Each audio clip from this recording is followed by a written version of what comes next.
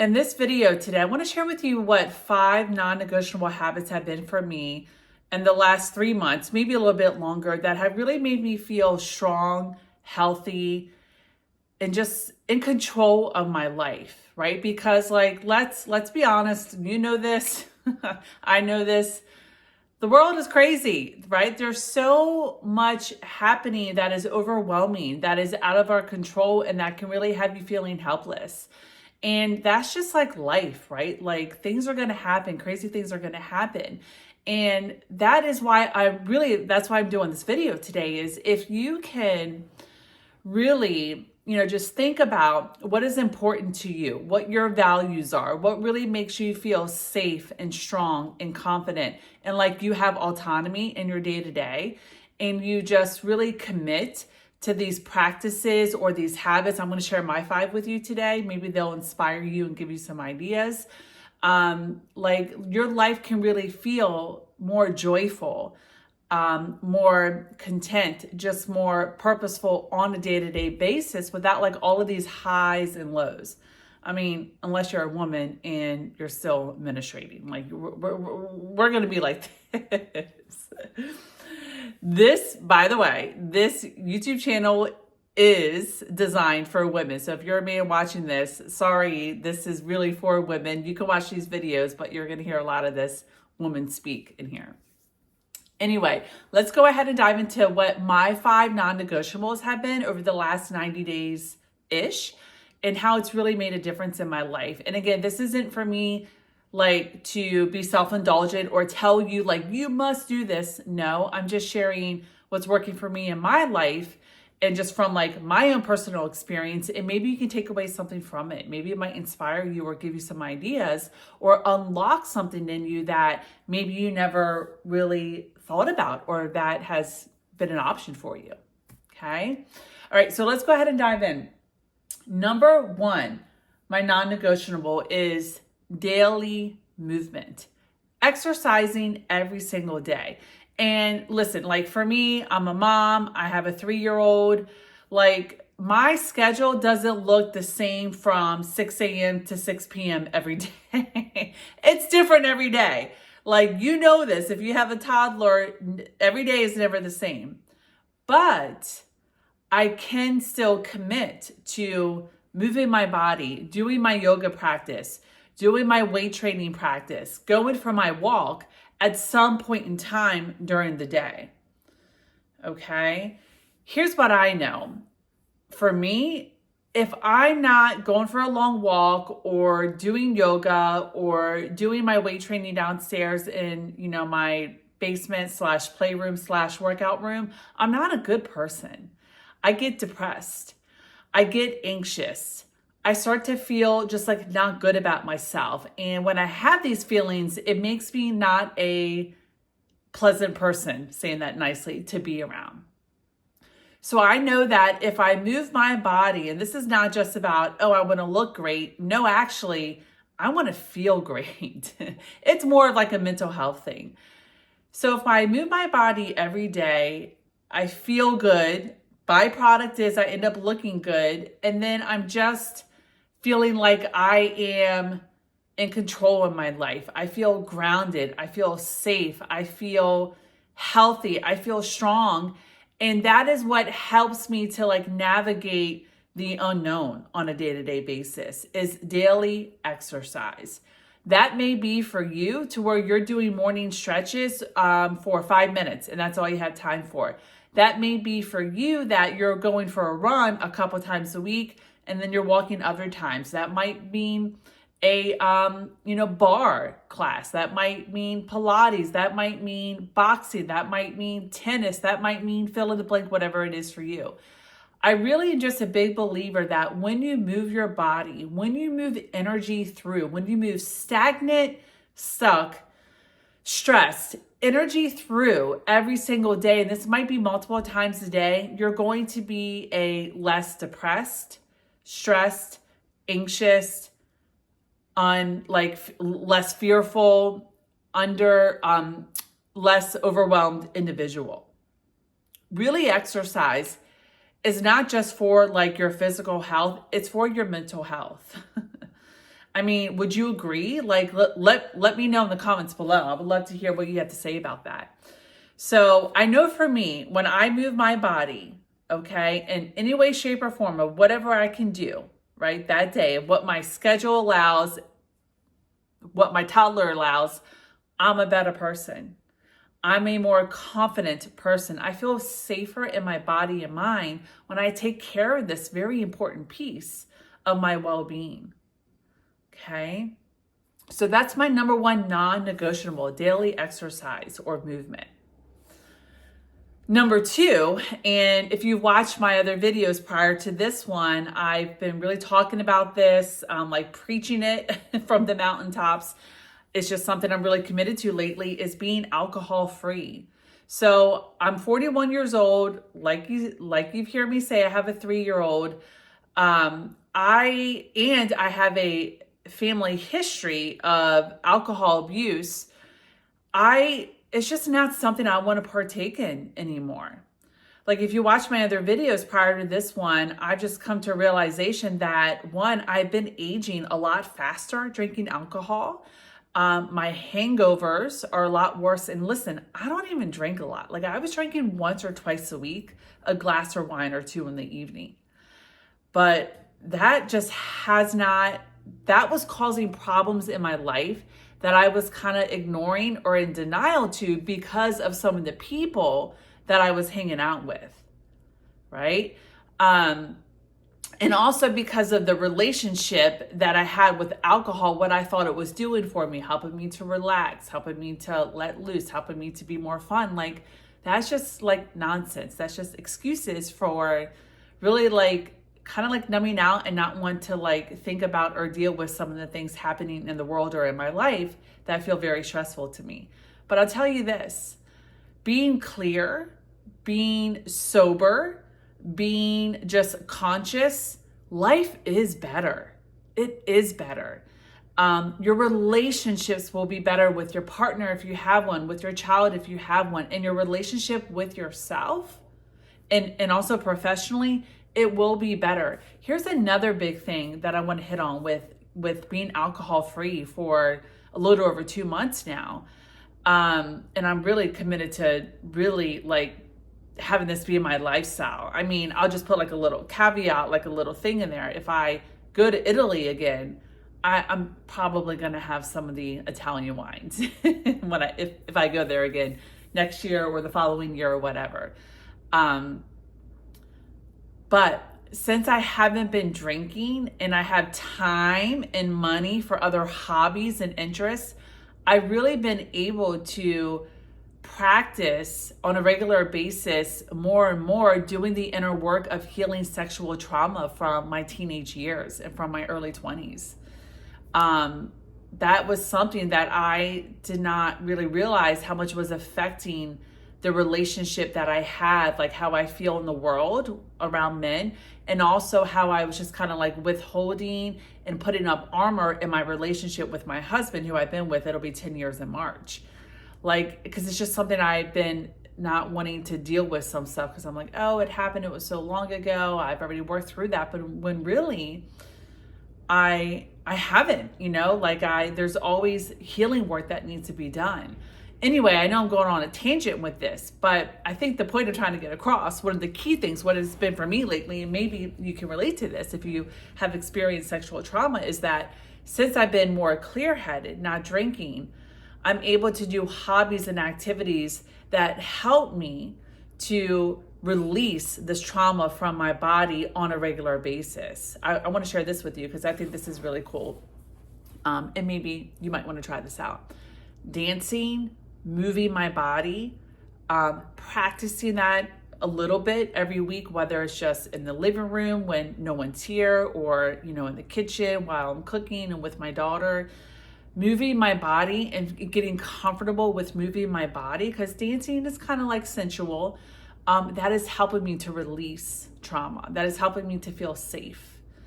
Helping me to feel safe, being seen, and just really just releasing all of this stuck energy and tightness and shame and fear. Like more and more I move it out. My husband and I we had a dance class, like a dance class yesterday at our date night. We went for a quick dinner and then we went to dancing and we did salsa, merengue. What did we do? I think we did the waltz a little bit. We did the cha-cha. We did like some other dances. And that was not only fun, but wow, talk about really connecting on a deeper level with my partner, because you're staring at each other like eyes, like you're not staring at, you don't want to be staring at your feet a lot when you're dancing, but you're looking at each other and like following the lead. That was very just insightful and really took that was something we did together that is bringing our relationship, even more deeper. And it was fun and something that we want to keep doing and practicing. Anyway, no alcohol, clear mind, being clear, being conscious to the world, being conscious to yourself, feeling your emotions, dealing with your stuff and being present for it and working through it has been a game changer for me personally, and also in my relationships with all my loved ones. Oh, and also with aging. I feel like I don't know, I still have my skin issues, but I do feel like more, hydrated, less dry, more flexible, more like definitely more energy. Like it's been good. The no alcohol. That was my number 2 non-negotiable. Let me move on here. Number 3, what has been a non-negotiable for me to really feel strong and healthy and just like I'm in control of my life is not overbooking my schedule. Like I mentioned this before too, but how many, are you guilty of overbooking yourself, overcommitting, and just like being so pissed off at yourself that you said yes to go to this thing, or you said yes to this favor, or you said yes to showing up, and you're like, why did I say yes? I'm exhausted. I need time to myself. I don't even want to do this thing. I'm not even interested in it. That's been a non-negotiable for me over the past few months. And, here's the thing, like, not everyone likes it. Not everybody likes it when I say no. I don't even like it when I have to say no, or I have to cancel a plane because I overbooked.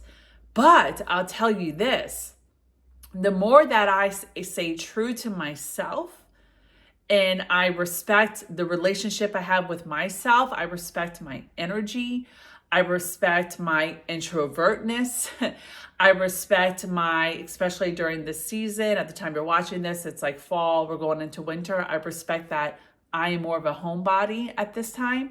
The more confident, self-respecting I feel, right? And I'm noticing dynamics in my relationships are changing too, to where I'm getting more like respect and understanding, and just like being pushy or sly comments. Like the more consistent I am with protecting my time, my peace, and just like my schedule, it's amazing how that just pushes out this aura of, yeah, Nikki's like no nonsense.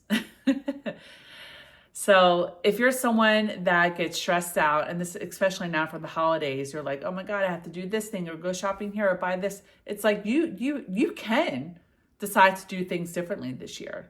You can decide to not make the 5 dishes. You can decide to not go to this friend's thing and this in-laws thing and then your parents' thing and then this thing. You can decide to change the game this season if you want, to protect your peace and to honor, your self-care, and to honor the time that you need for you, and to honor your mental and emotional well-being. People may not like it, but that can be okay. Like, can you be okay with some people maybe being disappointed or like just caught off guard? You can say no, you can change plans in a way to where you communicate this very compassionately, kindly, okay, and respectfully. You can do that. And you're not going to be in control of how someone responds to that. What you are in control of is how you communicate things changing with your schedule or a new way of how you want to do this season. Okay. I hope that helps. I hope that's inspiring a little bit with certain situations that you might be experiencing or that you're approaching. Number 4, this is really huge. Eating without screens and without distraction, like without a book. So lately, what I've been practicing for a few months is I no longer eat in front of my computer. I just like when I'm eating, I'm sitting at the table and I'm eating my meal with just, whether it's with my family or just by myself. I close the laptop, I close the book. I'm definitely not looking at the phone. I'm just with my food. And when I do this, it's really interesting how much more I can taste, how much more I'm enjoying the food, and how, this probably is no surprise, how I realize that I'm actually content or full or complete. Like I'm not mindlessly eating. This, I have noticed, has helped me to just really enjoy the food that I eat and like really be present with it and really taste all the flavors and the whole experience. And 2, it's probably helped with my weight control too. And just not like, it's helped with like cravings also, because when I'm present with what I'm doing, with what I'm eating, I get the full pleasure of it. And I'm like, oh wow, like this feels good. This feels complete. I'm good. I'm satisfied. So like maybe, that might be a little like small non-negotiable habit that may not seem like a big deal, but it kind of is. If you're someone that to where you maybe want to get more fit or you want to have more, day-to-day joy and pleasures, like food's a big part of life. I mean, it just is. Like eat without the screens. I don't want to sound like all preachy, eat without the screens, but like really eat without distraction. Put the phone away, close the laptop, even close the book so you can really be with your meal and enjoy all the flavors and really be satisfied and complete. Little one, but I think a big one too. What do you think? Let me know. Like, do you have a habit of eating in front of your computer or with your phone? And have you been practicing lately, like just being with you and your meal, and you're noticing a big difference in how you feel? Do you feel better in your body? Are you noticing like your weight management's better because you're not mindlessly eating? Like, what's your thoughts on that? I would love to know in the comments below. And then number 5, every month I'm trying at least one new hobby or new experience or like meeting a new type of people. So a new thing that I've done this month, it's November, the time you're watching this, I shared it with you already, but it's dancing. When I was drinking, that took up a lot of time and thinking and really just a lot of time. Like, cause I'm like, okay, where are we going to do happy hour? Where are we going to go here? Like, but now that I'm not drinking and now that I'm not, mindlessly being on the internet doing stuff or just like wasting my time doing whatever, hanging out with people or saying yes to things I really don't want to do, right? Like protecting my schedule. Now I have time to engage and really experiment with new hobbies. So dancing was one that I did last night with my husband, but another hobby, another thing that I'm trying out, it's actually December 1st, is I wanted to find a community of sober women near me. Like I don't mind people drinking. I have no issue with that, but I just don't want to have friends that are like, we go out and they drink. I also want to have friends that are interested in, living a more conscious, present life as well and have those conversations, right? So I went on meetup.com and I was looking for like sober women groups and I freaking found one. And it's the sober group of not just, and they're not like very strict on it. They're like our meetings or meetups are going to be no alcohol, but you can like drink in your life. That's fine. So I loved that flexibility. But what I loved even more is that they're about personal development, talking about our goals and dreams. We might have some book clubs within the group. I'm like, oh my God, like this is like the community that I want. And I don't actually have to be the one to initiate it or start it or build it because that's usually what I do. But like, lately I'm like, I don't want to lead all the time in everything. I just want something to be there and I want to like show up and contribute in the way of showing up and contributing. So it's so nice, so neat. And I told my friend this yesterday. I'm like, I feel like I've manifested this. This sober community that is about living a more conscious, sober, present, clear, intentional life. It's based on personal development too, and on our goals and dreams. Some entrepreneurship talk was in there, and books. I'm like, oh my God, this is like heaven. So because I wasn't filling my schedule with happy hours or, saying yes to things that I really don't want to do because someone's expecting it, I now have time to engage in these other hobbies or experiences that really do feel more aligned to me. Okay. So was this helpful? I mean, these 5 non-negotiable habits that I'm sharing with you today, is any of them speaking to you at all? Like, are you in a situation or a circumstance right now to where maybe you're midlife like me and you're like, there's gotta be something more. Like, it can't, is this it? Right? Like, is this just the job, or is this, just the mom life, or is, this how I have to feel? Like, if you're feeling just stuck, stagnant, and there's got to be something more, I hope that this video has inspired you. I hope that it's touching you in some way, shape, or form. And if it is, awesome. That was my intention in this video today. So please give it a thumbs up if it was. And also, my love, if you have been part of my channel for a while, or maybe you're new, this is a lot of the, inner work and the journey that I take my clients on. I'm a life coach for women. I've been a life coach for 8 years. A lot of my work that I do and the women I help, it's around doing the healing work, right?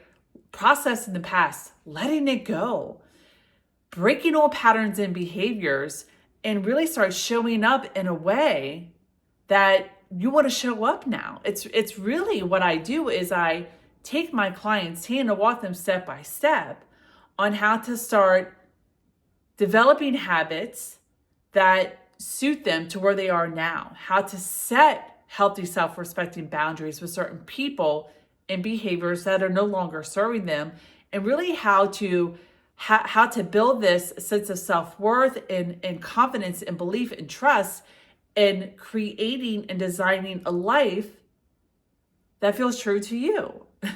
And a lot of this is inner work. It's breaking through old conditioning and programming. It is really doing these practices and these habits of overcoming, really replacing old habits with new habits and behaviors that are going to get you to feel safe and to start taking the actions in life to live this life that you want to live, to have these relationships that you want to have.